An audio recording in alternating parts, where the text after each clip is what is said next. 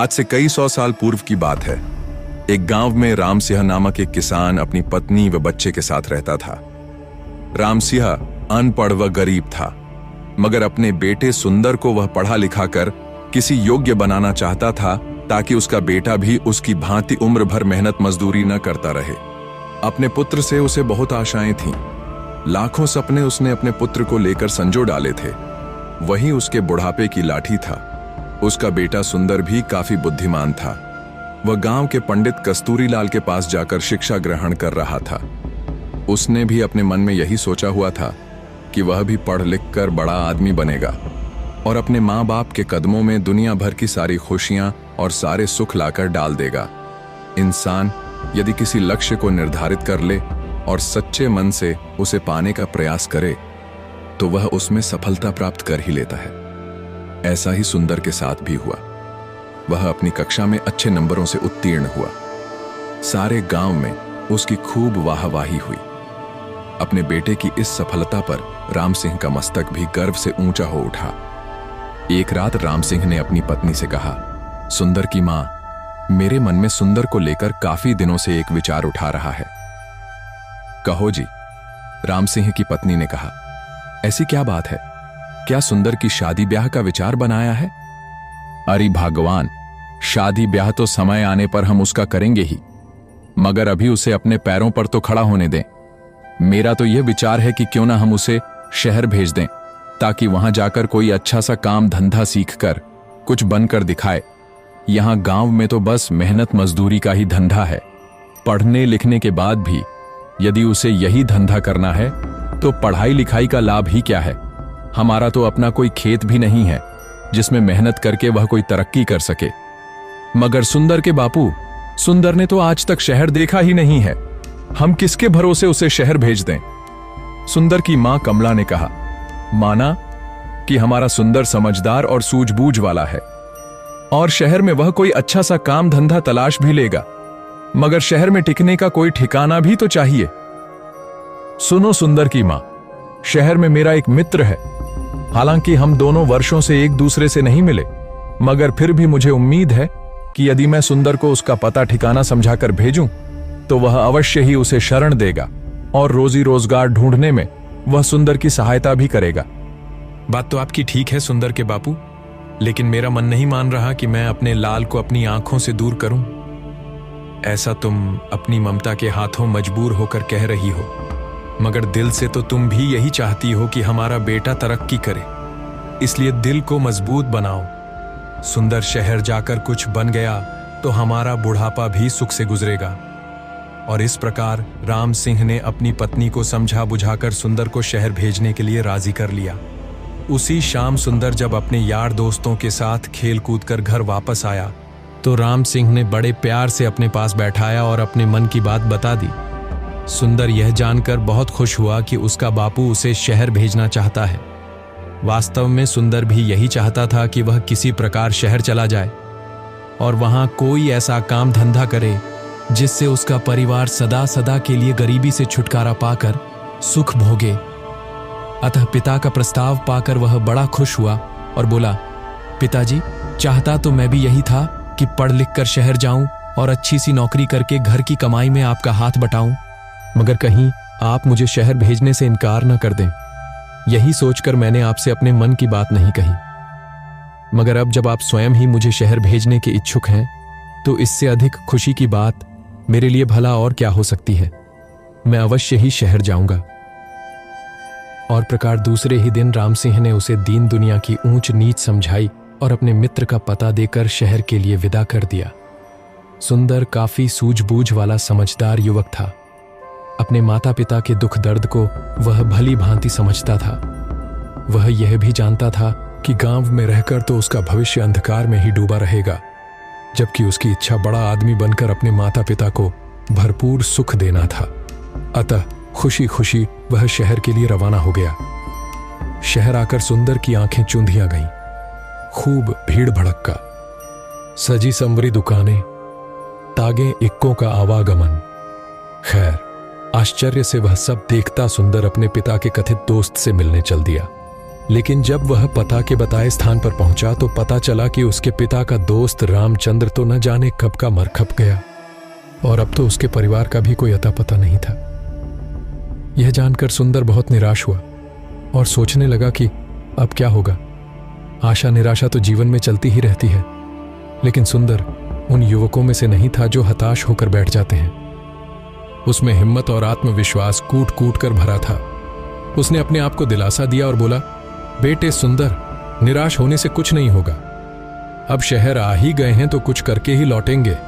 माँ और बापू ने मुझसे बड़ी उम्मीदें लगा रखी हैं। मैं ही उनके बुढ़ापे की लाठी हूं। अब शहर आ ही गया हूं तो कुछ बनकर ही लौटूंगा। तुझे याद नहीं गांव में मास्टर जी कहा करते थे, हिम्मते मर्दा मदद खुदा, यानी जो लोग हिम्मत करते हैं उनकी मदद खुद भगवान करते हैं। अपने आप को इसी प्रकार हौसला बंधाता हुआ सुंदर पूछता पूछता एक सराय में आकर ठहर गया। उसने स्नान आदि से निवृत्त होकर थोड़ा आराम किया, फिर किसी नौकरी की तलाश में निकल पड़ा। वह जहां भी नौकरी मांगने जाता, दुकानदार उसके बातचीत करने के ढंग और उसकी सूझबूझ से प्रभावित तो होता, किंतु कोई जान पहचान न होने के कारण उसे नौकरी नहीं मिल पाती थी।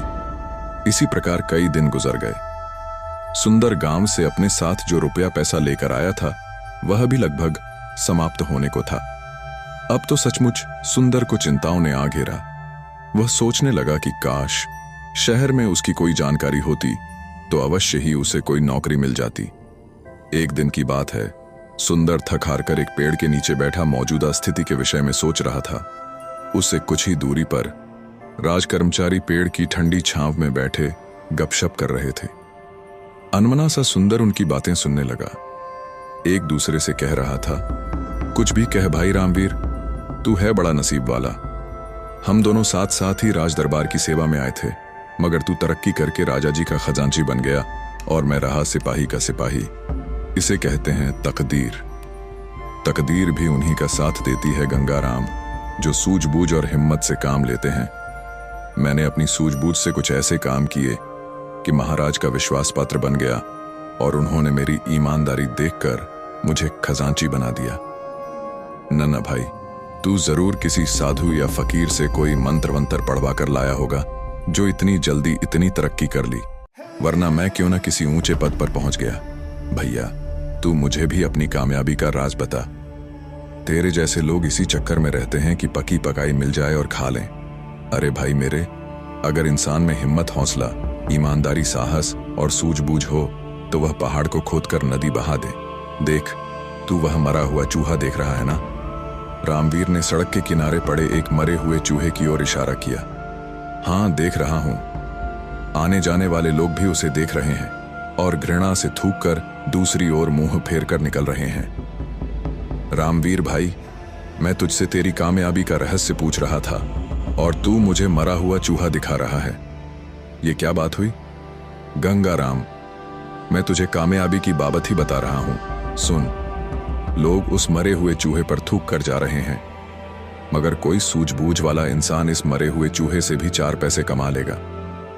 भैया मेरे, अक्ल का इस्तेमाल करने से ही इंसान कामयाबी हासिल करता है, जंतर मंतर से कुछ नहीं होता। मैं समझ गया भाई रामवीर। निराश सा होकर गंगाराम बोला, तू मुझे अपनी कामयाबी का राज बताना ही नहीं चाहता। खैर, कभी तो मेरे भी दिन बदलेंगे। आ, अब चलते हैं। इस प्रकार वे दोनों राजकर्मचारी उठकर चले गए। वे तो चले गए, मगर खजांची रामवीर की चूहे वाली बात ने सुंदर के दिमाग में खलबली सी मचा दी। उसके दिमाग में रामवीर की कही बात बार बार गूंज रही थी। लोग उस मरे हुए चूहे पर थूक थूक कर जा रहे हैं, मगर कोई सूझबूझ वाला इंसान इस मरे हुए चूहे से भी 4 पैसे कमा लेगा, 4 पैसा कमा लेगा, 4 पैसे कमा लेगा। सुंदर सोचने लगा, खजांची की बात में दम है। जिस देश में मिट्टी भी बिकती हो वहां कोई चीज बेचना मुश्किल नहीं, मगर इस मरे हुए चूहे को खरीदेगा कौन? कैसे कमाएगा कोई इससे 4 पैसे? चूहे को घूरते हुए सुंदर यही सोच रहा था, लेकिन उसकी समझ में नहीं आ रहा था। तभी सड़क पर उसे एक तांगा आता दिखाई दिया। तांगे में एक सेठ बैठा था जिसने एक बिल्ली को अपनी गोद में दबोचा हुआ था। बिल्ली बार बार उसकी पकड़ से छूटने की कोशिश कर रही थी। अभी घोड़ा गाड़ी सुंदर के आगे से गुजरी ही थी कि बिल्ली सेठ की गोद से कूदी और सड़के के किनारे की झाड़ियों में जा घुसी। अरे अरे तांगे वाले, तांगा रोको, मेरी बिल्ली कूद गई, सेठ चिल्लाया। तांगा रुका और सेठ उतरकर तेजी से झाड़ियों की तरफ लपका। अरे भाई तांगे वाले देखो, मेरी बिल्ली उन झाड़ियों में जा घुसी है, उसे पकड़ने में मेरी मदद करो। सेठ झाड़ियों के पास जाकर बिल्ली को बुलाने लगा। आ पूसी, पूसी आओ। इसी बीच तांगे वाला और सुंदर सहित कुछ अन्य लोग भी वहां जमा हो गए थे। अरे भाई, मैं किसी खास प्रयोजन से इस बिल्ली को खरीद कर लाया हूं, कोई इसे बाहर निकालने में सहायता करो। सेठ बेताब होकर एकत्रित हो गए लोगों से गुहार कर रहा था, जबकि झाड़ियों में घुसी बिल्ली पंजे झाड़ झाड़ कर गुर्रा रही थी। देख नहीं रहे हो सेठ जी कि बिल्ली किस प्रकार गुर्रा रही है? एक व्यक्ति बोला, हाथ आगे बढ़ाते ही झपट पड़ेगी।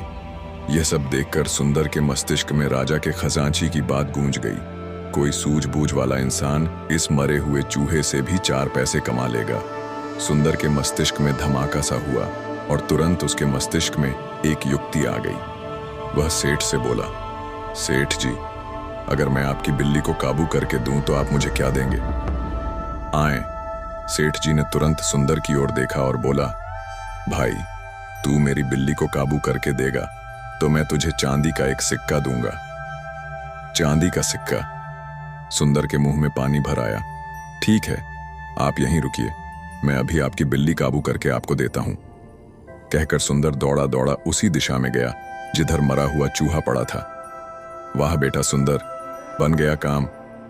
उस खजांची ने ठीक ही कहा था कि यदि सूझबूझ से काम लिया जाए तो इस मरे हुए चूहे से भी 4 पैसे कमाए जा सकते हैं। सुंदर ने मन ही मन खुश होते हुए एक रस्सी तलाश की और चूहे की गर्दन में फंदा डालकर झाड़ियों की ओर चल दिया। हटो हटो, सब पीछे हटो। भीड़ को एक ओर हटाता हुआ सुंदर बोला, बिल्ली अभी बाहर आती है। अरे, मरा हुआ चूहा यह तो वहां पड़ा था, किसी ने कहा। दूसरा बोला, भाई वाह, इस लड़के ने तो मौके का फायदा उठाकर एक सिक्का कमा लिया। इसे कहते हैं बुद्धि का करिश्मा। यह लड़का अवश्य ही एक दिन बड़ा आदमी बनेगा। लोग तरह तरह की बातें बनाने लगे। सुंदर झाड़ियों के करीब बैठ गया और रस्सी से बंधे चूहे को बिल्ली के सामने लहराने लगा। मोटे चूहे को देखकर बिल्ली के मुंह में पानी भर आया। एक नजर उसने मैत्री भाव से सुंदर की ओर देखा, फिर दुम हिलाती हुई धीरे धीरे सुंदर के करीब आने लगी। सभी लोग उत्सुकता से यह तमाशा देख रहे थे और फिर कुछ ही पलों बाद चूहे के लालच में जैसे ही बिल्ली बाहर आई, सुंदर ने उसकी पीठ पर प्यार से हाथ फेरा और उसे गोद में उठा लिया।